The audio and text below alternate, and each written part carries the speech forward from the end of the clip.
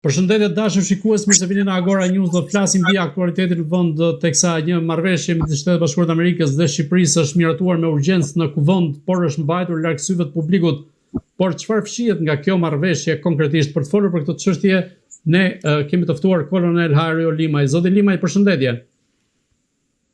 Përshëndetje. Zoti Limaj, çfarë do të thotë kjo marrëveshje mes Shtetit Bashkuar të Amerikës dhe Shqipërisë dhe pse mazhoranca nuk e ka bërë transparente? Duke qenë se u kam punuar në fushën e diplomacisë ushtarake dhe i di mjaft mirë procedurat, shkelja është bërë e qëllishme nga kryeministri i Shqipërisë për të krijuar këto incidente politike dhe për të vazhduar prishjen e unitetit kombëtar që po kalon Shqipëria sot. Marrëveshja 302 milion euro e dhënë nga Agjencia e Mbështetjes së Sigurisë të Mbrojtjes dhe firmosur nga Ministria e Financave tona nuk ka asnjë lloj sekreti për të quajtur e klasifikuar, sepse ajo është vetëm thjesht para dhe nuk ka të bëjë as me bomba bërthamore, as me koka bërthamore të vëzë Shqipëri. Pra,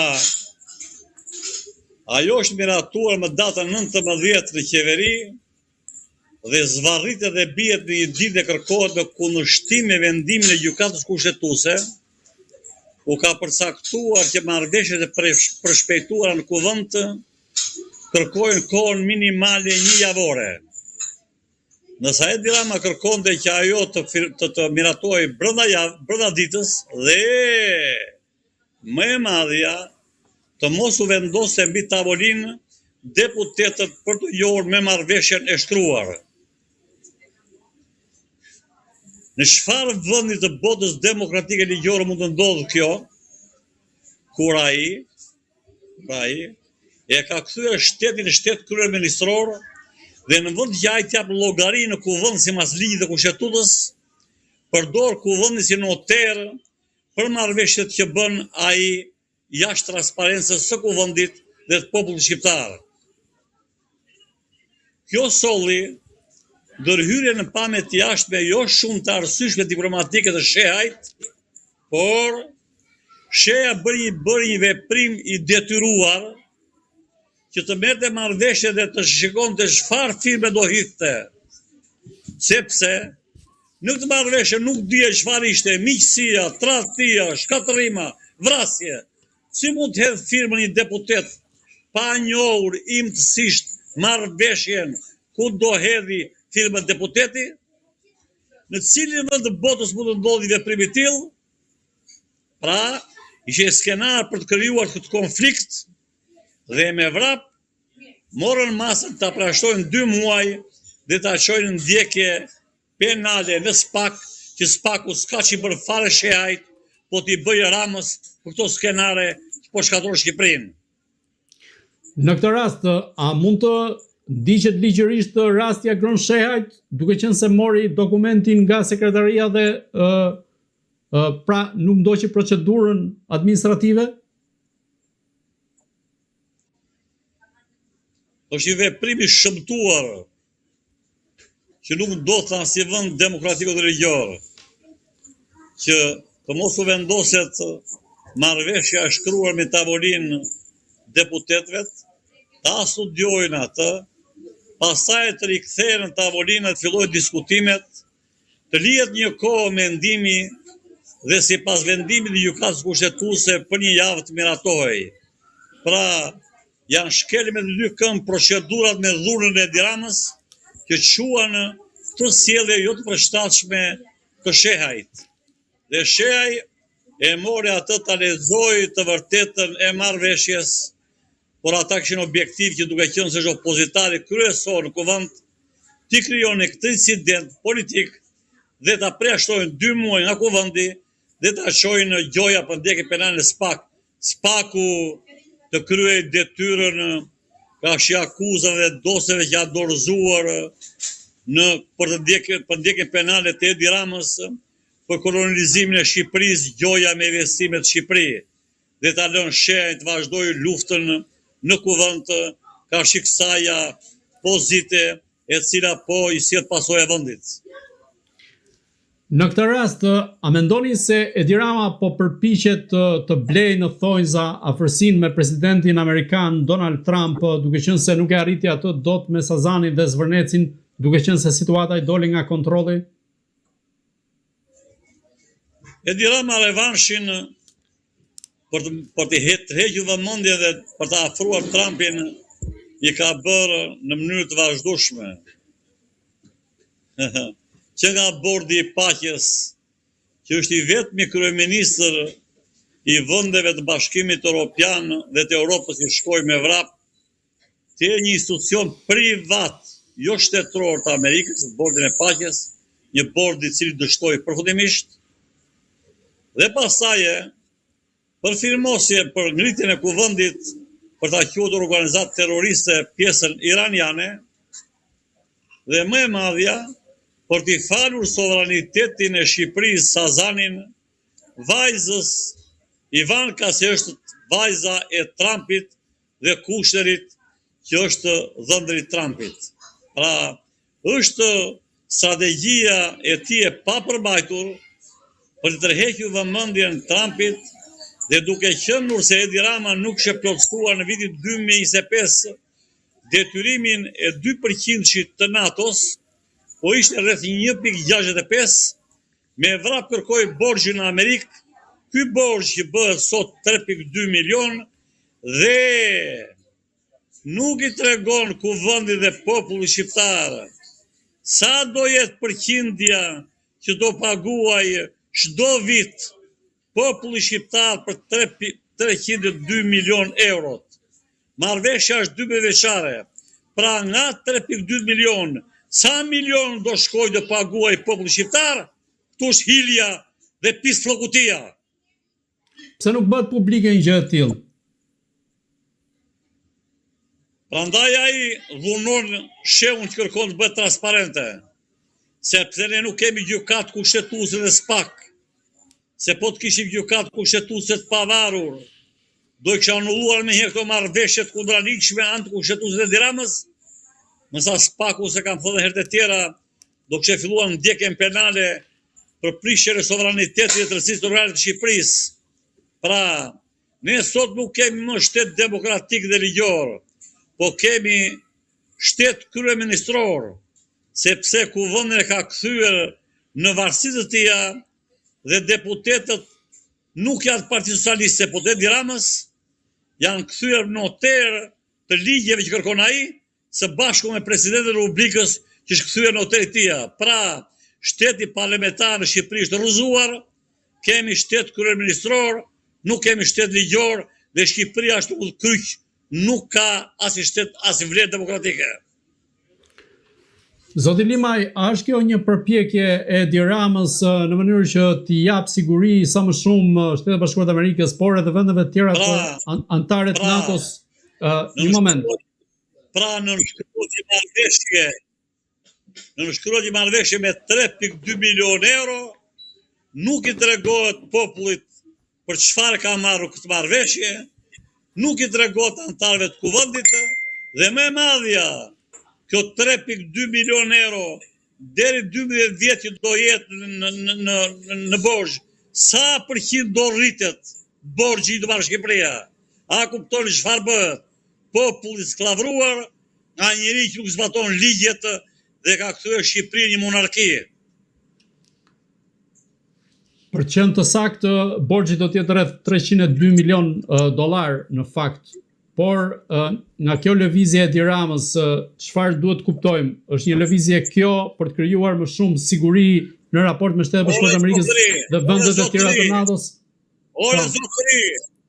Ore zotëri, borxhi është 302 milion euro çdo vit.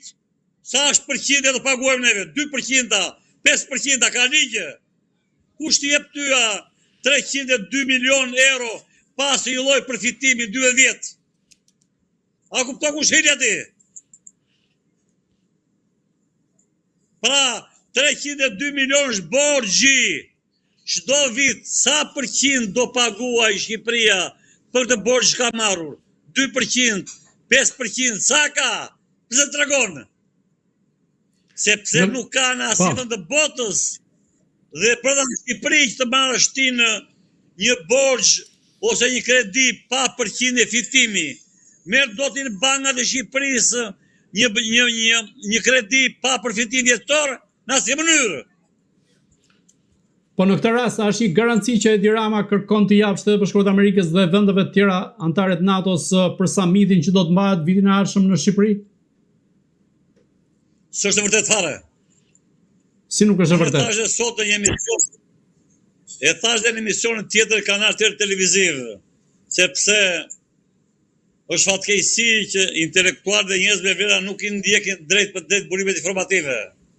Unë ndoqa drejt për drejt gjithë senatin, gjithë samiti ju zhvilluan në Tiranë, në Ankara. Dhe në fund është bërë deklarata e përfundimit të samitit. Dhe në 5 pika nuk është thënë në asnjë vend që samiti i ardhshëm në vitin 2007 do bëhet në Shqipëri. Ka qenë një parathënie me kohë, ndërsa në deklaratën zyrtare të NATO-s, të lexuar nga sekretari i përgjithshëm në prani të Trumpit dhe gjithë fare nuk është zëngoj fare 2007 në Shqipëri.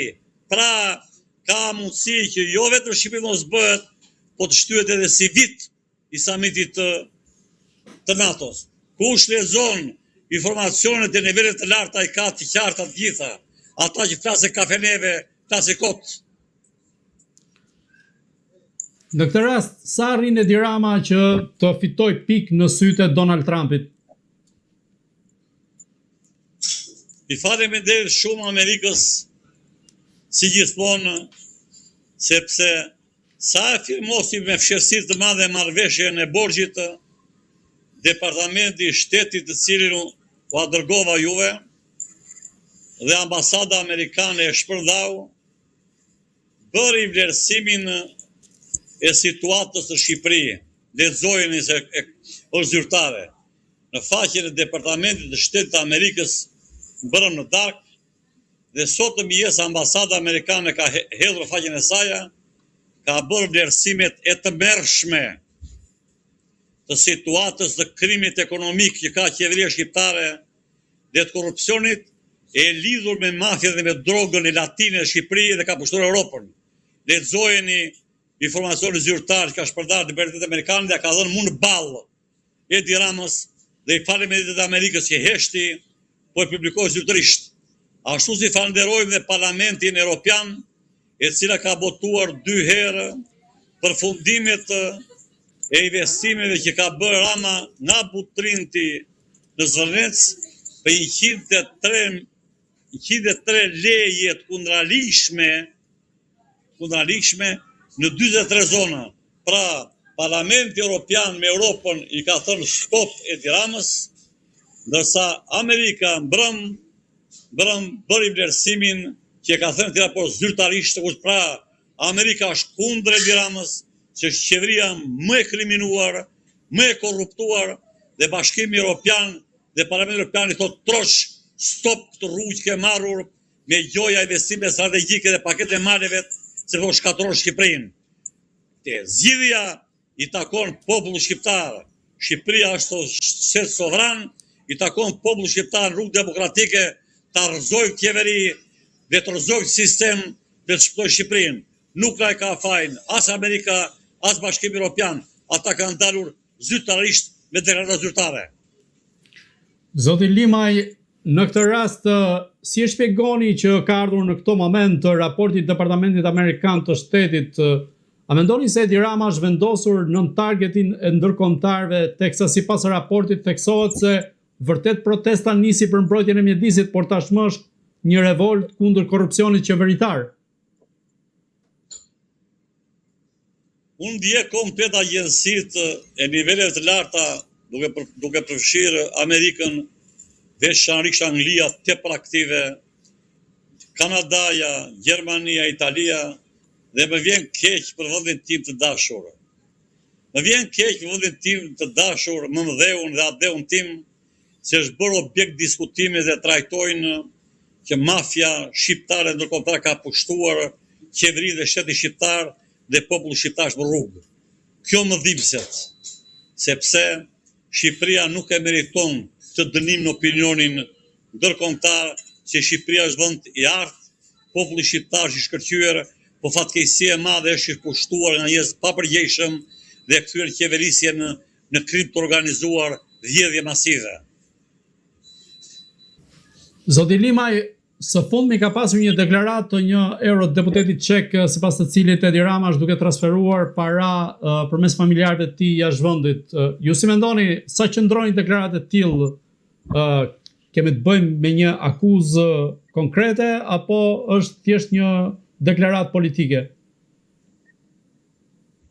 Tani akuzat Kashiramës janë të gjithanshme në gjitha hapësirat e botës shqiptare që ngurtën në këmbë duke akuzuar që keni parë hajdut kriminal, edhe kanë ardhur eurodeputetë të tjerë. Ajo është një deklaratë personale e tija, e cila ka informacionet e tija, por siç e keni parë bën dhe lëvizje makinash po në aeroport e avionësh, unë nuk merrem me gjëra që nuk i di eksaktësisht, por që qeveria shqiptare është qeveria më e kriminuar që ka pirë gjakun popullit shqiptar, është e formës së prerë, sepse po të ishte Edi Rama i pasër vetë, nuk ishte kur mundësi të mbronte zvendësin e tij ballukun e zhytur të krim të madh ekonomik, dhe nuk ishte mundësi kur që ai e bllokoi kuvendin të hiqte imunitetin dhe atë dramë që po sjell Shqipërinë,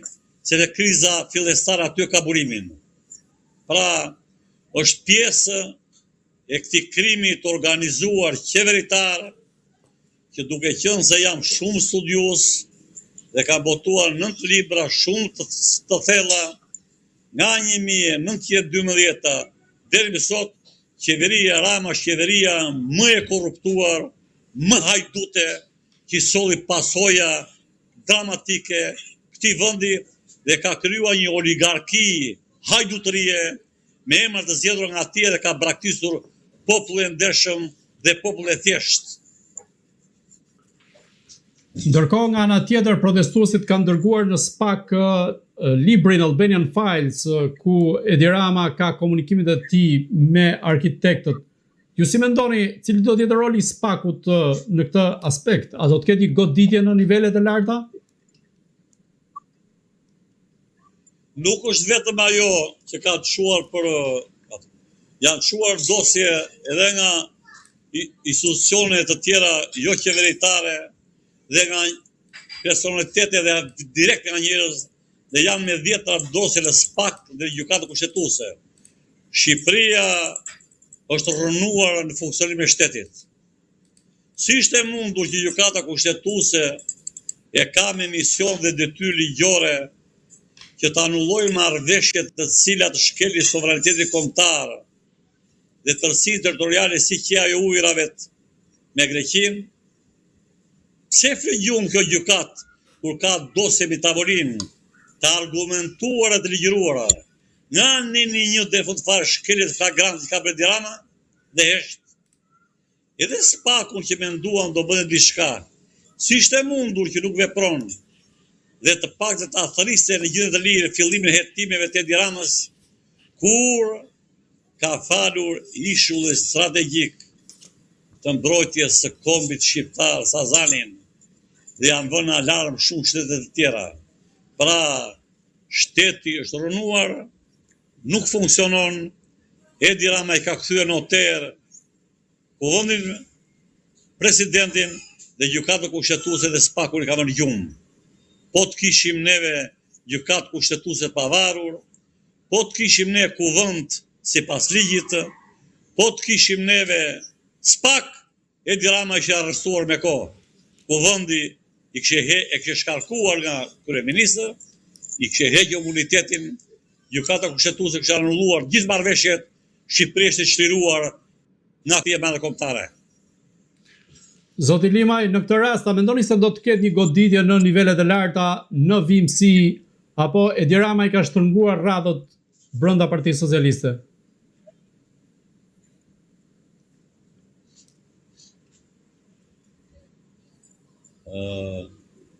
Ndryshimi i ligjit 2008 Rama Berisha Berisha Rama për vendosjen e listave të mbyllura, pra deputetët që nuk përfaqësojnë popullin, përfaqësojnë Edi Ramën, solli këtë dramë kaq të madhe në funksionimin e kuvendit.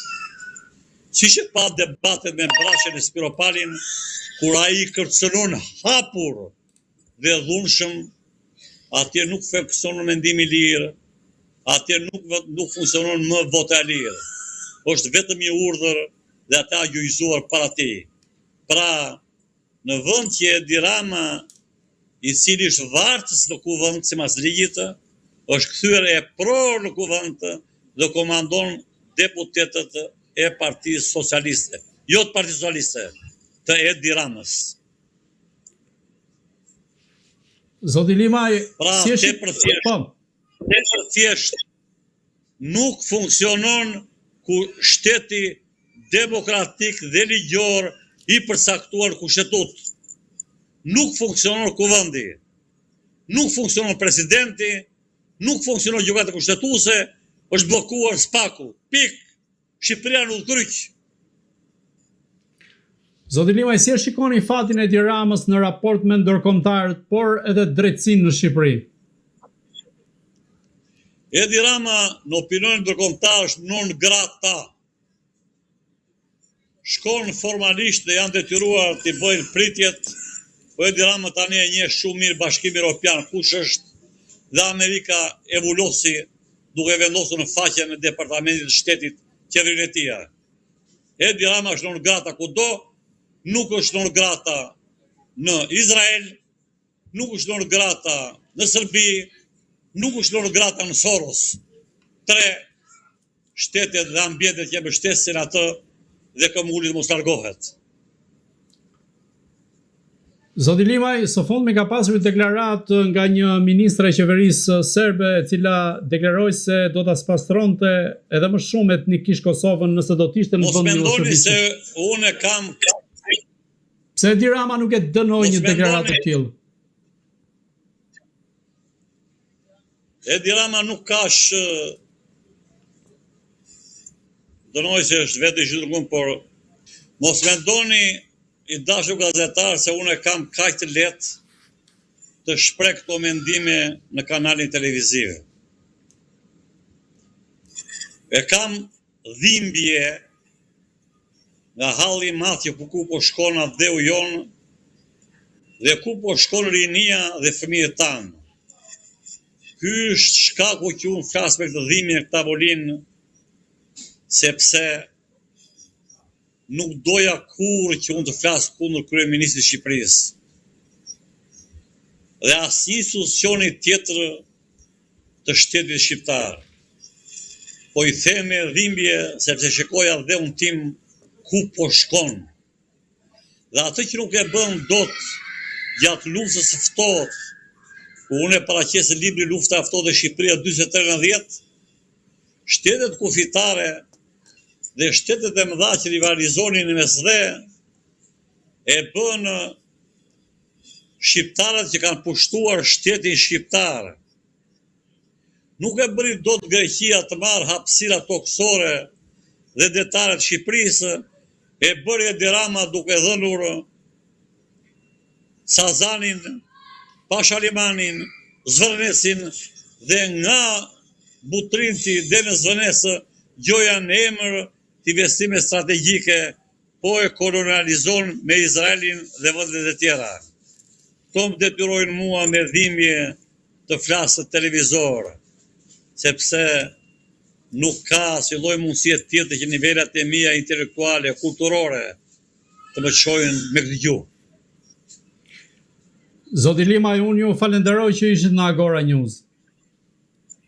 I faleminderit dhe brenda mundësive të gjithë të përpiqemi brenda kushtetutës dhe ligjeve të saj të shirojmë dhe të shpëtojmë atë dheun ton të dashur sepse është në kërcënim ekzistencial. Shqipëria nuk është sot 28.000 km2, është cënuar.